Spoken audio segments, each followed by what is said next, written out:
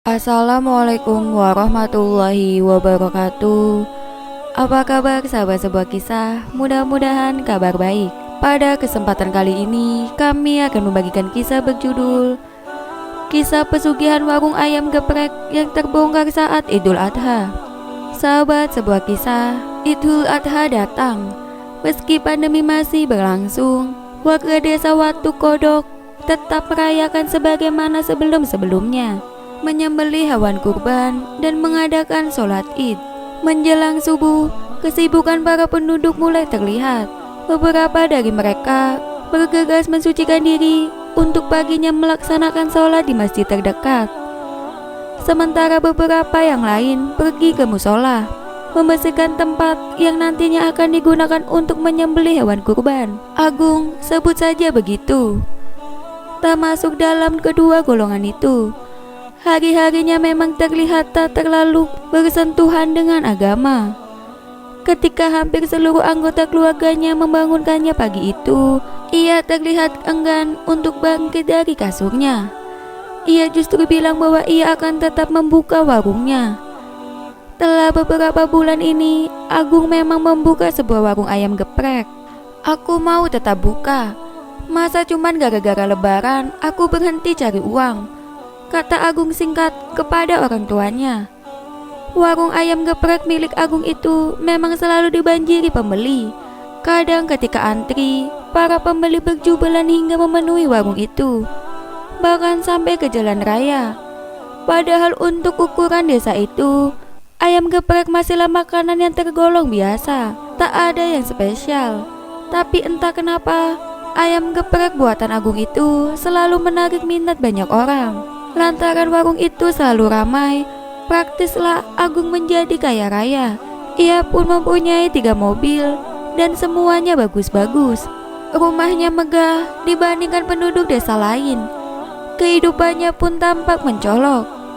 Sebagaimana yang dilakukan para penduduk biasanya, mulai pukul 8 pagi, mereka sudah mulai berdatangan ke musola untuk menyembelih hewan kurban.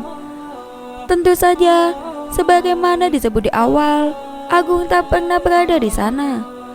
Untuk Idul Adha tahun ini, desa Watu Kodok menyembelih 2 sapi dan 1 kambing. Waktu menyembelih berlangsung sekitar 3 jam. Berakhir menjelang zuhur. Namun menjelang proses penyembelihan selesai, tiba-tiba Agung datang ke musola. Orang-orang lalu kaget. Ditanyainya tujuan Agung datang ke sana saat penyembelihan kurban bahkan sudah selesai. Aku mau meminta darah, kata Agung enteng. Untuk apa? Tanya seorang penduduk. Ya darah, kalian gak perlu tahu untuk apa, jawabnya. Mendengar permintaan Agung itu, suasana musola sempat tegang. Orang-orang tentu saja tahu bahwa darah hewan haram hukumnya untuk dimakan. Meski begitu, Agung tetap bersikeras untuk memintanya. Maka, menanggapi situasi itu, salah seorang ketua desa menengahi.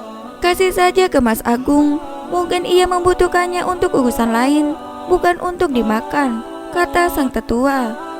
Mendengar ucapan sang tetua, salah seorang penduduk lantas memberikan darah dari hewan kurban yang telah disembelih kepada Agung. Agung pun lantas menerimanya, mengucapkan terima kasih sekedarnya, dan berlalu. Tak ada yang tahu bahwa permintaan Agung soal darah itu mengarah pada urusan bisnisnya, yaitu warung ayam geprek. Ia mencampurkan darah itu dengan sambal buatannya guna membuat dagangannya laris. Soal itu, hanya Agung sendirilah yang mengetahuinya. Kedua orang tuanya tak tahu apa-apa sama sekali. Tapi, karena sepandai-pandainya tupai melompat, pasti akan jatuh juga.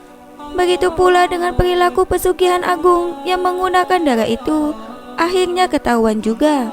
Suatu hari, tetua desa yang pada saat Agung meminta darah di musola menengahi para penduduk yang hampir berkelahi, tiba-tiba datang ke warung Agung, berniat bersilaturahim. Dan apesnya, kedatangan tetua itu berbarengan dengan waktu ketika Agung mencampurkan darahnya ke ayam geprek yang ia jual. Mengetahui perilaku jahat itu, sang tetua masih menunggu beberapa saat untuk mengetahui seluruh ritual yang dilakukan Agung. dan ia masih mengintip dari jarak yang terbilang jauh.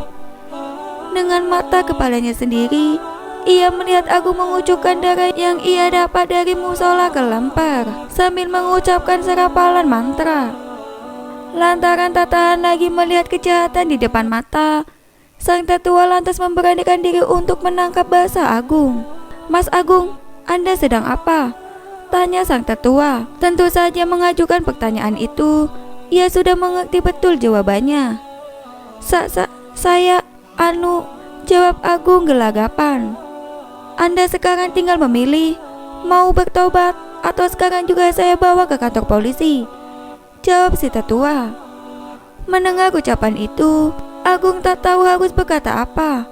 Karena ulahnya sendiri, ia terancam di penjara, dan semua perilaku buruk yang ia rahasiakan selama ini terbongkar sudah. Demikian kisah hari ini. Jangan lupa nantikan kisah terbaru dari kami. Sampai jumpa. Wassalamualaikum warahmatullahi wabarakatuh.